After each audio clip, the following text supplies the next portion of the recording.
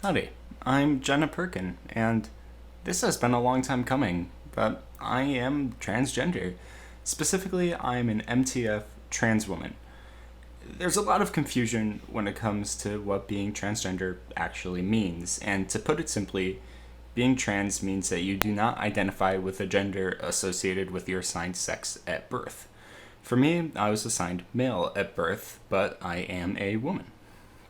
This is by no means a video designed to explain gender identities as a whole, but I also want to avoid any confusion with the way I identify, so it may end up being that anyway. But here we go. So recently I posted an image on Twitter with a large block of text on top of a trans flag. Of course, this tweet is out there if you want to read it for yourself, but I'm going to read it now to you anyway. So here's what I said. This has been a long time coming, but yes, I am asexual, transgender, and lesbian. I've questioned my gender identity since I was 4. I was at a church camp when one group explained that they had put makeup on some of the boys. That moment, something clicked for me. I suddenly developed an insatiable urge to wear makeup and to, in general, be more effeminate. I was so fascinated by it. It was a deep longing in my heart. These emotions stayed with me, but I kept them tucked away since I knew they were unusual. When I was in 6th grade, the LGBT movement began to become much more prominent. It was the first time I heard that people could actually transition genders, and I got really excited about that. But this excitement was overrun by the extreme negative reactions to the movement I heard all around me.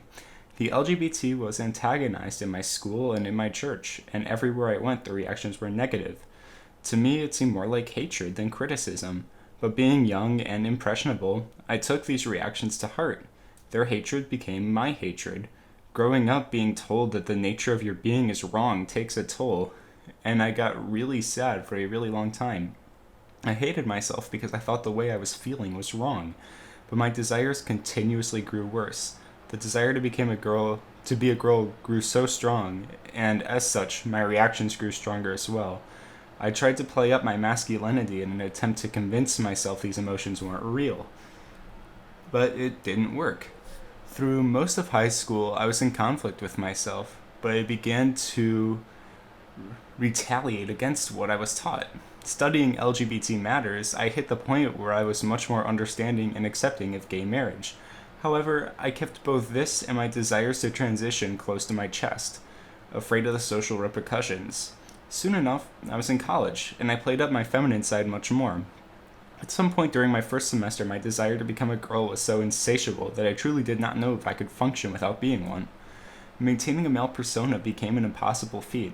I did everything I could just to make it to the end of the semester, and during the next I came out to some of my friends. I further embraced my femininity, and it was a tremendous relief. I was able to perform much better in my schoolwork, and I felt much happier. I know now that the only way for me to go forward is to be the woman I always wanted to be, and that makes me excited. I truly wish that I could explain exactly what gender dysphoria feels like. If I could, I'm sure the world would become a much more understanding place. I'm extremely grateful to my friends who have helped me embrace myself and have been so accepting of me. Society has a lot of room to grow, and as an individual, I, too, have a lot of growth ahead of me. But I finally found comfort in who I am, and I'm able to embrace myself. We can only grow, we can only love, and we can only be ourselves. There's much more that could be said on the matter, but I'll say this, that I'm thankful that there are people around me who care about me. My friends, and my family. The world is full of unique, talented people who develop and do incredible things.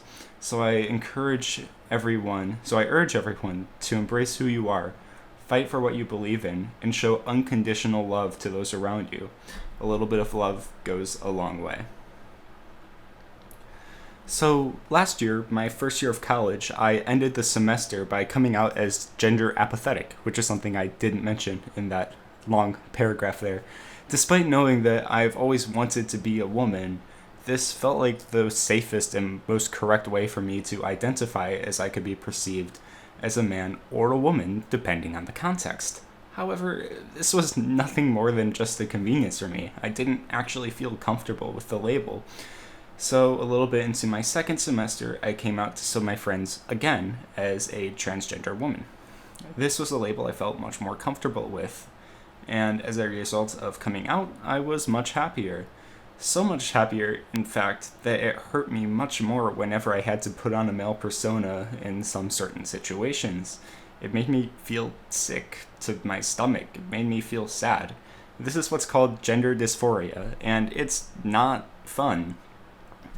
Gender dysphoria is a state of being where you do not feel comfortable with your assigned gender at birth, or you feel more comfortable as another gender. This is part of the reason that we have so many gender identity labels. Not everyone experiences gender identity in the same way, or gender dysphoria in the same way, so these labels are a way to be inclusive to everybody with gender dysphoria. Of course, there are many people who don't support this, claiming that there are only two genders, but I disagree. Gender and sex are different.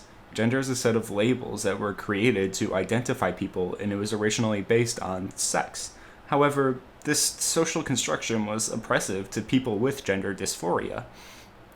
In an ideal world, we wouldn't have gender at all.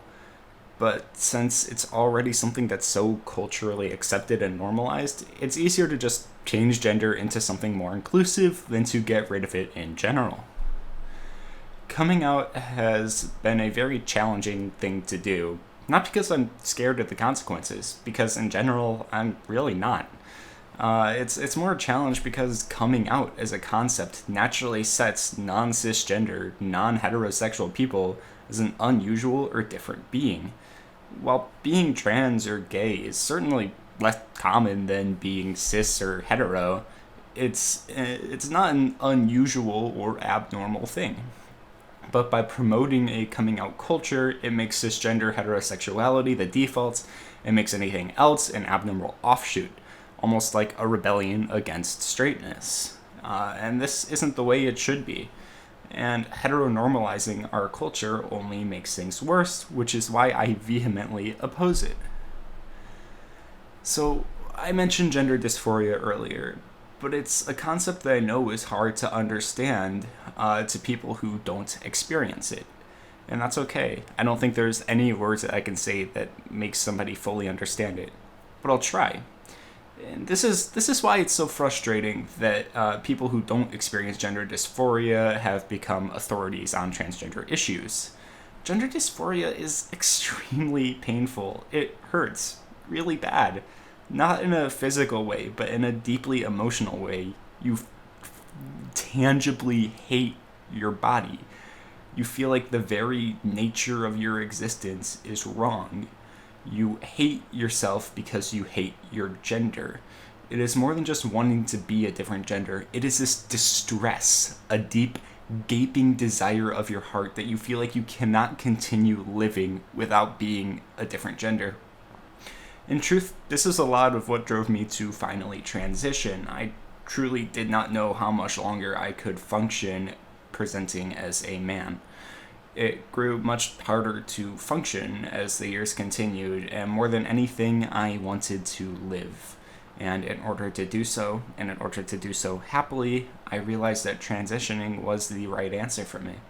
Since then, I've grown to realize that anti-trans rhetoric is incoherent. It often ignores context. I started to wonder why I had let this incoherent rhetoric define my being, define how I identified, and define who I was.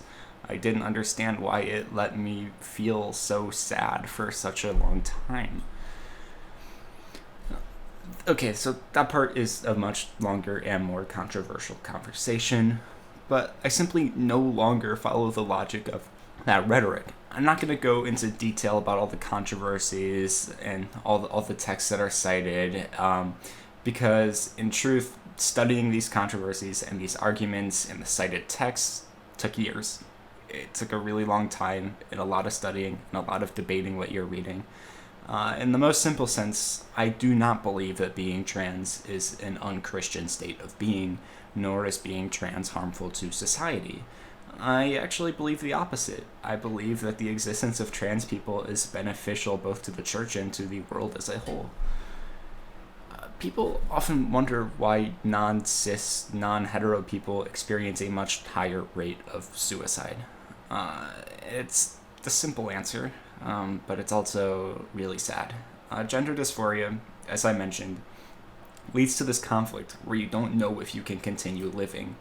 And unfortunately, for some people, they take this inner conflict in the most devastating way. In other situations, they are perceived as broken for not being straight. And as a process of trying to fix us, a process typically known as conversion therapy, this leads to significantly higher rates of suicide. This is why we're seeing conversion therapy, fortunately, being banned throughout the world. Many non-straight people facing the oppression experienced throughout the world become depressed, and that's very sad. So I just want to leave this little section as a message that no matter what society has told you, no matter what you think you're supposed to feel, you are valid, you are appreciated, and you are loved. In a fundamental point of view, every single person deserves to know that they are loved. There are certainly more things that could be said about transgender matters, but I'll leave it here.